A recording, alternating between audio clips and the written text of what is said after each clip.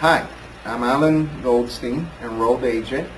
We represent taxpayers across the whole nation and world if you're a U.S. taxpayer. Here today is Peter Gonzalez. He's also an enrolled agent with us here. And you can reach us at 786-592-2476. And on the topic of audits, today we're going to be discussing for individual businesses, what are some of the examination techniques that revenue officers use, or revenue agents, or whatever the case may be, field audits and all of that. So these are some common techniques. Okay, so Peter, what's the first one on the list? Okay, Alan, thank you. Our first topic is prepare a financial status analysis. Right. So one of the techniques is where the IRS employee will prepare a financial analysis and see where your company is at, your individual business, meaning if you're a C Corp, Schedule C, you have, a small business individually, they'll prepare a financial analysis and see if your expenses match with your income. And that's one of the techniques where they start getting you. Another technique is interview the taxpayer. Right.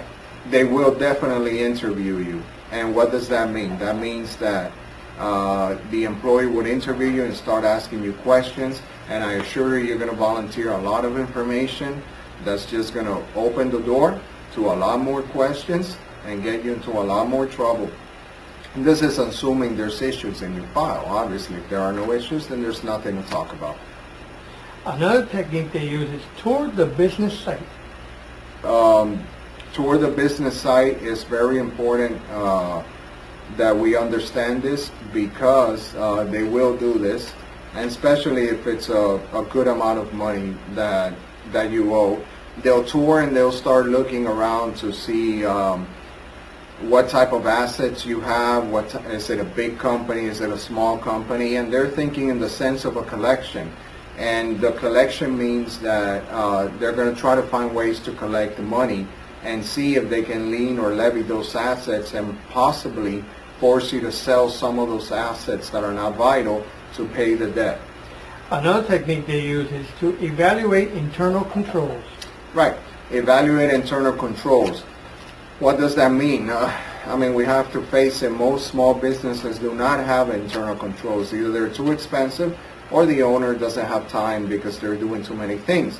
Internal controls mean such as financing internal controls, checks. Some companies have double signatures on every check to prevent theft or things like that. Most small companies, they do not. What other internal controls do you have as far as spending and invoices are concerned? And are you the direct party involved financially, or are you indirect?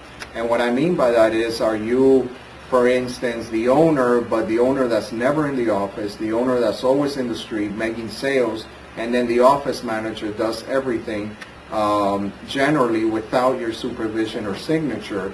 And this leads into other stuff, which into possible trust fund recovery penalties for debt and all that. But that's another topic. Another topic that they usually do is they reconcile the income reporting on the tax return. Okay, they reconcile the income reporting, right. How big is your company? What are your expenses? And they basically say, they take your tax return, and let's say you had, $10,000 of expenses as an example, but then they visit you and you work out of a broom closet with 4 paper clips and 1 computer from 1990. Most likely your $10,000 in expenses that you declared in your tax return do not match your reality of expenses or income. So they match this, and that's another way that they get you. Another topic or technique they use is test the gross receipts.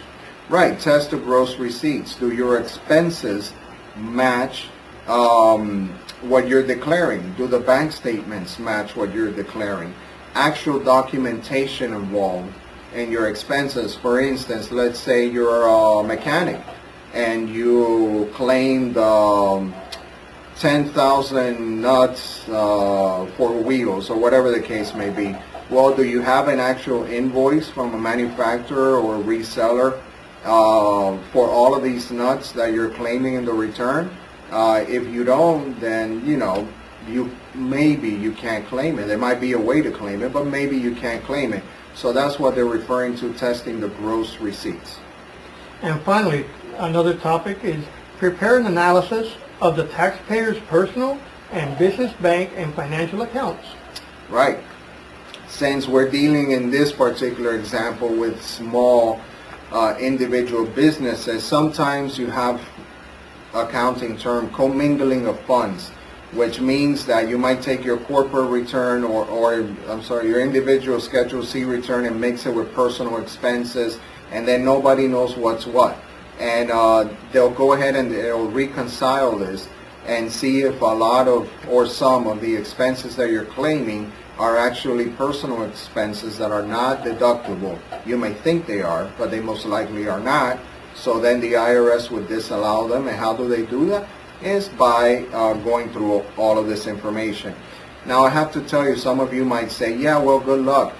They need to get the information first. Well, I have to warn you that they have summons power, and the summons are very broad in nature, and you don't want to go that route. So unless it's something that's confidential or privileged or outside of the law that they're not subject to, you have to provide it.